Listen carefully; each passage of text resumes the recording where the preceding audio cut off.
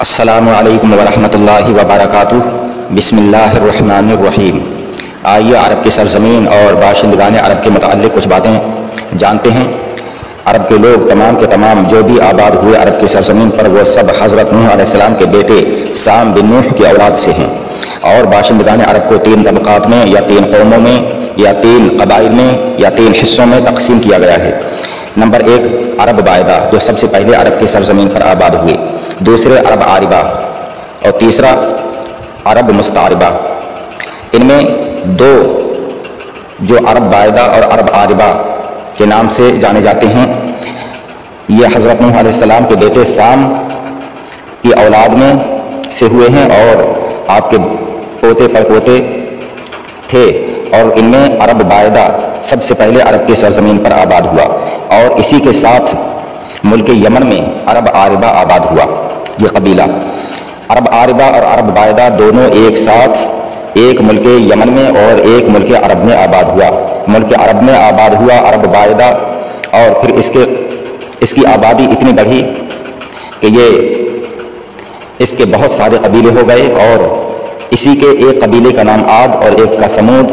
اور ایک کا عمالقہ اور ایک کا جرہم، اور بہت سارے قبیلے اس قبیلے میں آگے چل کر بن گئے، اور ان کی آبادی بہت بڑھ گئی۔ ادھر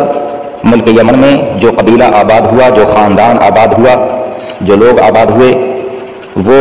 وہاں پر بڑھتے رہے، لیکن عرب بائدہ جو عرب میں آباد ہوا، اس کے اعمال اتنے بگڑے اور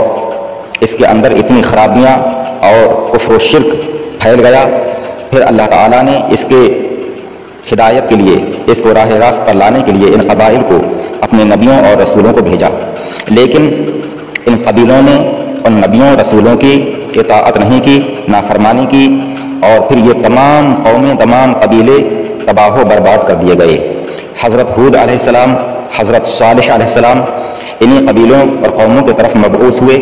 لیکن ان کی نافرمانیوں اور کفر و شرک کی وجہ سے یہ سب قبیلے تباہ و برباد کر دیے گئے۔ ادھر جو ملک یمن میں عرب عاربہ سکونت پذیر تھا، آباد تھا، اس کی آبادی جب بہت بڑھ گئی تو وہ لوگ ملک یمن سے نکل کر اور الگ عرب کے دوسرے علاقوں میں، دوسرے صوبوں میں پھیل گئے۔ تو عرب بائدہ سب سے پہلے ملک عرب میں آباد ہوا، اور پھر اس کی ہلاکت کے بعد عرب عاربہ ملک عرب میں آ کر آباد ہو گیا، اور اس کے قبیلے عرب عاربہ کے بہت سارے قبیلے بن گئے، اور پھر یہ جگہ جگہ عرب کے علاقوں میں آباد ہو گئے، اور کچھ خانہ بدوشی کی حالت میں ادھر ادھر اونٹوں پر اپنا سامان لادے ہوئے اور پھرتے رہے۔ اس کے بعد پھر حضرت ابراہیم علیہ السلام کا دور آیا، اور پھر حضرت ابراہیم علیہ السلام اپنے فرزند ارجمند حضرت اسماعیل علیہ السلام اور اپنی بیوی حضرت ہاجرہ رضی اللہ تعالی عنہ کو مکہ کی سرزمین پر پہنچا کر گئے، اور پھر وہاں سے حضرت ابراہیم علیہ السلام کی اولاد مکہ کی سرزمین پر آئی، اور پھر یہ قوم اور یہ قبیلہ اور یہ خاندان مستعربہ کے نام سے مشہور ہوا، یعنی حضرت اسماعیل علیہ السلام کی جو اولاد آگے بڑھی ہوئی وہ عرب مستعربہ کہلائی۔ اور پھر اس کے بعد عرب میں صرف عرب عاربہ اور عرب مستعربہ 2 ہی قومیں یا 2 ہی خاندان یا 2 ہی قبیلوں کے لوگ آباد ہوئے، اور آگے چل کر ان کے قبیلے بہت بڑھتے گئے، اور پھر زیادہ تر حضرت اسماعیل علیہ السلام کی اولاد ہی عرب کے علاقوں میں آباد ہوئی۔ عرب عاربہ بھی ملک عرب میں آباد تھے، لیکن ان کی تعداد کم، اور عرب مستعربہ جو بعد میں آئے یعنی حضرت اسماعیل علیہ السلام، ان کی اولاد اکثر ملک عرب میں اللہ کے رسول صلی اللہ تعالیٰ علیہ وسلم جس دور میں دنیا میں تشریف لائے اور آپ جب دنیا میں مبعوث ہوئے اس وقت آباد تھی۔ مکہ کے سرزمین پر تمام کے تمام حضرت اسماعیل علیہ السلام کی اولاد آباد تھی۔ ملک عرب جیسا کہ ہم بیان کر چکے ہیں کہ پہلے سے سامی خاندان کا گہوارہ رہا ہے، یعنی سام بن نوح کی اولاد آباد رہی ہے۔ طبقہ اولا یعنی عرب بائدہ کے حالات بہت ہی کم معلوم ہو سکے ہیں، اور ان سے یہ اندازہ نہیں ہو سکتا کہ عرب بائدہ کی اخلاقی حالت اپنے ہم عصر اقوام عالم کے مقابلہ میں کیا تھی۔ تاہم یہ قیاس ضرور کیا جا سکتا ہے کہ اس کے ابتدائی زمانے میں جبکہ ربع مسکون پر انسانی آبادی تعداد نفوس کے اعتبار سے بہت کم ہوگی، عموماً سب کی اخلاقی حالت ایک ہی جیسی ہوگی۔ بنی اسماعیل کے عروج و ترقی سے پیشتر پہلے اور عرب باعدہ کے بعد قحطانی عربوں کے دورہ میں عرب کے اندر بہت سی حکومتوں اور سلطنتوں کا پتہ چلتا ہے، لیکن کسی زمانہ میں بھی کوئی ایک سلطنت تمام ملک عرب پر قابض و متصرف نہیں ہوئی۔ صوبوں میں علیحدہ علیحدہ حکومتیں قائم تھیں اور ان میں بعض زیادہ مشہور بھی تھیں، تاہم ملک کے اندر آزاد گروہ خانہ بدوشی کے عالم میں اونٹوں پر اپنے خیمے اور جھولداریاں لادے ہوئے سفر کرتے پھرتے ہوئے دیکھے جاتے رہے ہیں۔ سبزہ، پانی، ضروریات زندگی کی نایابی نے ملک عرب کو ہمیشہ آوارہ و سرگرداں اور اس مدامی سفر نے ان کو ہمیشہ جفاکش اور مستعد رکھا۔ ضروریات زندگی کی کمی نے ان کے تمدن کو ترقی کرنے نہیں دی اور ان کی معاشرت میں کوئی نمایاں اصلاح اور قابل تذکرہ تغیر و تبدل واقع نہ ہوا۔ مشاغل کی کمی اور مناظر کی یک رنگی نے ان کی فرصتوں کو بہت وسیع اور فارغ اوقات کو بہت طویل کر دیا تھا، یعنی عرب میں کھیتی باڑی نہیں ہوتی تو اس لیے ان کے پاس خالی وقت بہت بچتا تھا اور یہ لوگ تجارت کیا کرتے تھے، اور پھر تجارت کے بعد مہینوں اور سالوں تک یہ لوگ خالی اپنے گھروں پر پڑے رہتے تھے۔ ریگستانوں کی وسعت و کثرت، پیداوار کی کمی، ملکی اور قیمتی اشیاء کی ناپیدگی، آبادیوں اور شہروں کی قلت نے کسی بیرونی فتح مند قوم اور ملک گیر بادشاہ کو ملک عرب کی طرف متوجہ نہ ہونے دیا۔ سیاحوں اور تاجروں کے متوجہ کر لینے کا بھی کوئی سامان اس جزیرہ نما میں نہ تھا، لہٰذا غیر قوموں اور دنیا کے دوسرے ملکوں کی ترقیات سے اہل عرب عموماً بے خبر رہے اور کسی بیرونی ملک اور بیرونی قوم کے تمدن اور اخلاق اور معاشرت سے اہل عرب متاثر نہ ہو سکے۔ خواجہ حالی مرحوم نے عرب کی نسبت بالکل صحیح لکھا ہے، نہ وہ غیر قوموں پہ چڑھ کر گیا تھا، نہ اس پر کوئی غیر فرما روا تھا۔ ان حالات میں ظاہر ہے کہ اہل عرب کے اندر دو ہی چیزیں خوب ترقی کر سکتی تھیں، ایک شعر گوئی، شاعری، جس کے لیے وسیع فرصتیں اور کھلے میدان میں راتوں کو بیکار پڑے رہنا کافی محرک تھے، دوسرے حفاظت، خود اختیاری کی مسلسل مشق اور صعوبت کشی کی عادت نے ان کو جنگ و پیکار اور بات بات پر مارکہ آرائی اور زور آزمائی کا شوقین بنا دیا تھا۔ آپس میں جنگ و جدال، مارکہ آرائیوں کے میدان گرم رکھنے کے سبب وہ خود ستائی اور باہمی تفاخر کی جانب بھی زیادہ مائل ہو گئے تھے۔ فخر کے لیے بہادری اور سخاوت دو مضمون بہت دلچسپ تھے۔ بیکاری اور شاعری نے ان کو عشق بازی اور ان کے عمرہ کو شراب خوری کی طرف بھی متوجہ کر دیا تھا۔ بہادری اور سخاوت نے ان کو اعلیٰ درجہ کا مہمان نواز اور قول و قرار کا پکا بنا کر مستحق تکریم بنا دیا تھا۔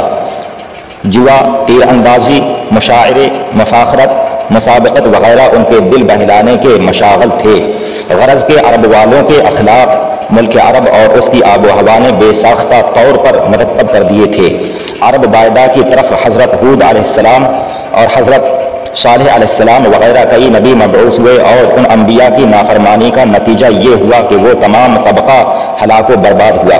دوسرے طبقہ یعنی قحطان عربوں کی طرف بھی بعض ہادی مبعوث ہوئے اور اہل عرب بہت کم ان کی طرف متوجہ ہوئے، چنانچہ نافرمانیوں اور سرکشیوں کی پاداش میں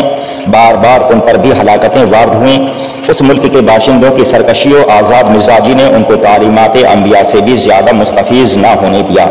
حضرت ابراہیم علیہ السلام اور حضرت اسماعیل علیہ السلام پر بھی اس ملک کے تھوڑے سے آدمی ایمان لائے تھے۔ دین و مذہب کے معاملہ میں ان کے فخر نسب اور خود ستائی نے ان کو اپنے نسبی بزرگوں کی مدح سرائی پر متوجہ کر کے بآسانی مشاہیر پرستی پر آمادہ کر کے اور بالآخر انہی کے ناموں کے بتوں کی پوجا کا عادی بنا دیا تھا۔ بت پرستی نے ان کو اوہام پرستی اور عجیب عجیب حماقتوں میں مبتلا کر دیا تھا۔ جب قحطان قبائل کا زور ملک میں کم ہونے لگا اور بنی اسماعیل یا عدنانی قبائل نے زور پکڑنا شروع کیا تو قبیلہ خزاعہ کی مکہ پر چڑھائی اور قبیلہ جرہم کی شکست نے عدنانی قبائل کو اطراف ملک میں پریشان و آوارہ کر کے حجاز میں بنی اسرائیل کے ابھرتے ہوئے زور کو سخت صدمہ پہنچایا، اور نتیجہ یہ ہوا کہ ملک کے ہر حصہ اور ہر صوبہ میں عدنانی و قحطانی قبائل ایک دوسرے کے ہمسر و مد مقابل نظر آنے لگے، اور اس طرح تمام جزیرہ نمائے عرب میں آزاد و مطلق العنان چھوٹے چھوٹے قبائل کے سوا کوئی بھی بڑی اور قابل تذکرہ حکومت باقی نہ رہی۔ اگرچہ ملک عرب کی بڑی بڑی سلطنتیں بھی طوائف الملوکی سے زیادہ حیثیت نہ رکھتی تھیں، اور کسی عربی بادشاہ کی حکومت اپنی رعایا پر ایسی نہ تھی جیسی کہ فارس کے کسی معمولی سے جاگیردار یا اہلکار کی باشندگان فارس پر ہوتی تھی۔ تاہم اس طوائف الملوکی اور قبائل کی آزادی کے زمانے میں ملک عرب کے اندر بدتمیزیوں، ناہنجاریوں اور بد اخلاقیوں نے اور بھی زیادہ تیز رفتاری کے ساتھ ترقی کی، اور یہ ترقی اپنی پوری تیز رفتاری اور زبردست طاقت کے ساتھ اس وقت تک جاری رہی جب تک اس تاریک تر ملک عرب میں آفتاب اسلام طلوع ہوا۔ اہل عرب کی بڑی تعداد خانہ بدوشی کی حالت میں رہتی تھی، اور بہت ہی تھوڑے لوگ تھے جو قصبوں اور آبادیوں میں مستقل سکونت رکھتے تھے۔ اہل عرب کو اپنے نسب کے سلسلے یاد اور محفوظ رکھنے کا بہت شوق تھا۔ آباء و اجداد کے ناموں اور کاموں کو وہ فخریہ بیان کرتے، اور اسی ذریعہ سے لڑائیوں میں شوق، جوش اور بہادری دکھانے کا شوق پیدا ہوتا تھا۔ ملک کی آب و ہوا کا اثر تھا یا نسب دانی کے شوق کا نتیجہ تھا کہ اہل عرب کی قوت حافظہ بہت زبردست تھی۔ کئی سو اشعار کے قصیدے ایک مرتبہ سن کر یاد کر لیتے تھے، یعنی کئی سو اشعار، 100، 200، 300 اشعار اگر ایک بار سن لیے تو بالترتیب انہیں یاد ہو جایا کرتے تھے، اور صحت کے ساتھ وہ سنا دیتے تھے۔ ان کے لیے یہ بہت ہی معمولی بات تھی۔ شاعری اور قادر الکلامی کے عام شوق نے ان کی زبان کو اس قدر ترقی یافتہ حالت تک پہنچا دیا تھا کہ وہ بجا طور پر تمام غیر عرب کو عجم یعنی گونگا کہتے تھے۔ اگر کسی قبیلہ کا کوئی آدمی کسی دوسرے قبیلہ کے ہاتھ سے مارا جاتا تو جب تک تمام قبیلہ اس دوسرے قبیلہ سے اپنے مقتول کا بدلہ نہ لے لے چین سے نہیں بیٹھتا تھا۔ قصاص نہ لینا اور خاموش ہو کر بیٹھ رہنا ان کے نزدیک بڑی بھاری بے عزتی کی بات سمجھی جاتی تھی۔ خانہ کعبہ کی عظمت اور بیت اللہ کا حج تمام قبائل عرب میں ہر زمانہ میں مروج رہا ہوا کرتا تھا، لیکن بہت سارے طریقے بدل دیے تھے اور بت رکھ دیے تھے، اور پھر بتوں پر ہاتھ رکھتے تھے اور بتوں کے آگے سر جھکاتے تھے، سجدہ کرتے تھے، اور بتوں کے آگے نذرانے رکھتے تھے، نظریں مانتے تھے۔ مظلوم کی مدد کرنا اور ظالم کے مقابلہ پر اٹھ کھڑے ہونا بھی ان میں ایک خوبی سمجھی جاتی تھی۔ بزدلی اور کنجوسی کو وہ سب سے بڑا عیب جانتے تھے۔ باقی انشاءاللہ تعالی اگلی ویڈیو میں عرب کا حال ہم بیان کریں گے، اور اقوام عرب کے متعلق ہم آپ تک باتیں پہنچائیں گے۔ آپ حضرات ہمارے چینل سے جڑے رہیں۔ السلام علیکم، خدا حافظ۔